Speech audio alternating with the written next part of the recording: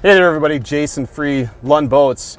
You know, one of the most sometimes stressful and things that creates the most anxiety for people is loading and unloading your boat. I'm here to tell you, there's a real simple process to making this happen that's going to help ease your anxiety and make your day on the water better. Let's go ahead and talk about what we need to do to make this a better experience for you.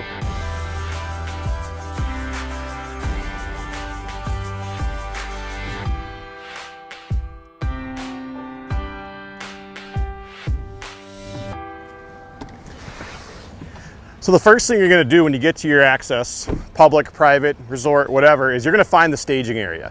Typically, somewhere near the access where the ramps are, you're going to find an area that's, whether it's a parking lot, an area up above, where you can pull in and prep your boat. And so why is this important? Because when you get to the boat access, you don't want to be taking time in terms of getting your boat in the water that's taking away from other people. So by staging, you're going to want to do certain few things. Number one, make sure your boat covers off. Number two, make sure you have your cooler, your food, your bait, your rods, your net, all those things, your life jackets. You're gonna make sure that stuff is in the boat, it's prepared and ready to go. By staging, you're basically speeding up the process for when you actually get to the boat ramp and need to start doing some of those things to actually get the boat in the water. The last thing you're gonna do in the staging process, you're gonna walk towards the back of the boat and you're gonna go ahead and take care of the plug and your straps. Once you have all that ready to go, then you'll be ready to put your boat in the water. So as you know, you come to the back of the boat, you've got straps and you've got a plug. Obviously the plug's super important. But you want to go ahead and take your straps off. Make sure those are loose. Last thing you want to do is have those on. Get your plug in. Make sure it's tight so no water comes in for the day. Okay. And then you got your last strap right here. The last thing you want to make sure you do is you have a rope ready to go so you can tie that off when you get to the dock. So you go up to your bow, whichever dock. Typically what I like to do is I like to kind of assess the situation. What's the wind like? Where's the open docks at? So I'll have a couple ropes ready to go off my cleat. All right, I have the benefits of a talon, but you're gonna wanna have a rope for each side. And that's gonna help speed up this whole process, and it's gonna help you get your boat in the water and get it to the dock and then back out of the water with your trailer. All right, last thing, you know, some people, this is a preference thing, but I like to keep this boat connected. It's on a bunk trailer. When it's on a bunk trailer, it's very steady. Obviously, you never want to unconnect your boat when it's on a roller trailer. Risk that you could lose your boat onto the cement. Last thing you want to do. So as I'm up in the staging area, I will keep this thing connected until I get down to the actual ramp part of the access when I'm just about in the water, and then I'll go ahead and unhook and prepare to get my boat actually in the water. So for now, keep it hooked up. We'll pull over to the access and we'll show you what we got to do next. All right, next. You want to assess the situation. Oftentimes, boat accesses will have 1, 2, sometimes 3 ramps. Find the ramp that's going to be open next. You're going to pull into that ramp here and you're going to prepare. Now, backing your boat up is sometimes, for some people, a very stressful thing to do. It's not that hard. What I do suggest you do if you're not comfortable backing up your boat, maybe you just picked up your boat, it's a brand new Lund, go to a parking lot and actually practice backing up your boat. The best thing you can do is practice using your side mirrors. That is the best way in terms of navigating and getting your boat down to where it needs to be within the water. Having to look back behind you is not the most optimal thing to do, but it can be done. So as you pull up, try to get yourself straight so you're not cockeyed or anything like that. Then as you back up, you just simply use your side mirrors and you're just going to slowly back your boat up. That's probably the number one mistake people make, is they try to go too fast and they're not comfortable with backing their boat up, and that causes the boat to swing too much. And then that's where people get stressed out, they get nervous because there's other people watching them. It's not any different than, you know, if you're in a sport and somebody's got all eyes on you and you're worried and you're nervous. It's the same thing when you're backing your boat up.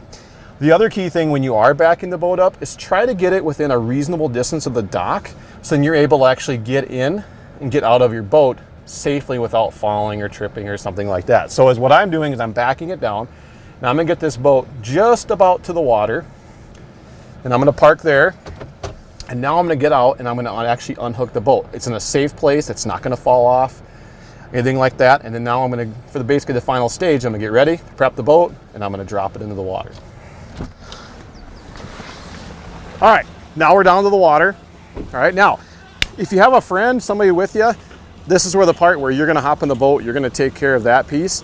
and your friend then can pull the trailer out and go find a place to park, while you can go ahead and find a dock and get ready. They can come down and meet you, and you head out fishing. Now, but when you're on your own, you're basically doing a two-person job with one person. So what I do next is I walk up, I'm gonna go ahead and I'm gonna unhook the winch, loosen that, get my chain, always wanna use your safety chain, and unhook it. I always have a little bit left over, so then when I do come back to load my boat, I'm all ready to go there. So everything's ready to go, it's unhooked.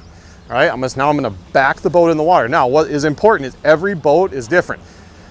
16-foot boats, 17, 18, 19, 20, 21-foot boats are all different because of the length of the boat and the trailer. So an important, essentially visual, is the wheel well. So when I back in here, you're gonna have to back in farther to get your boat off when it comes to a bunk trailer. If it was a roller trailer, that's a little bit different, because what you can do is get the boat in the water, unhook, and you can kind of allow it to roll itself off into the water. With a bunk trailer though, you got to back in so you can actually get the transom and the boat floating, and that's going to help you get it off. So as I back in, I'm going to have to go in farther enough to make sure that the back part of my boat is floating, and that's going to allow me to actually back off my trailer. So that's what I'm going to go ahead and show you how to do next.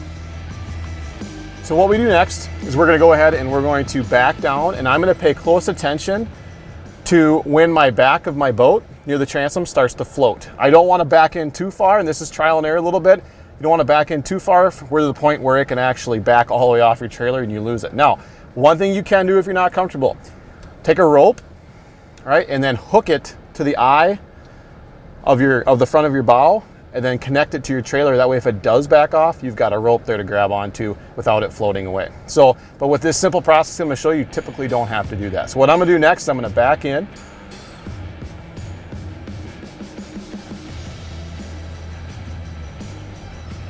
to the point where my back transom is off the trailer. And what you'll notice is it starts to actually float.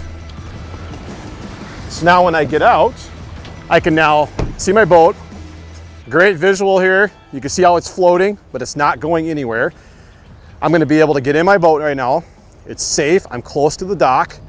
I can basically start my engine, I can back off, and I can get up right next to the dock that I need to go to. So I'm gonna go ahead and I'm gonna show you how to do that nice and easy right here. So I said, keep within a reasonable distance so you can step into your boat.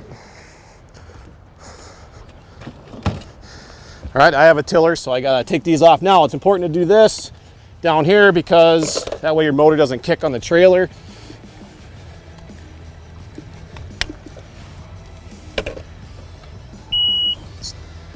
Start my engine.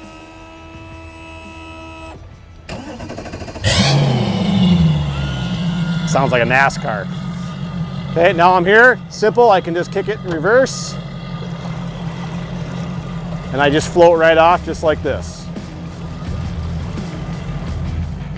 So as I pull up next to the dock, you want to find what dock is going to be best. Oftentimes depends on how busy the access is. Try to pull up.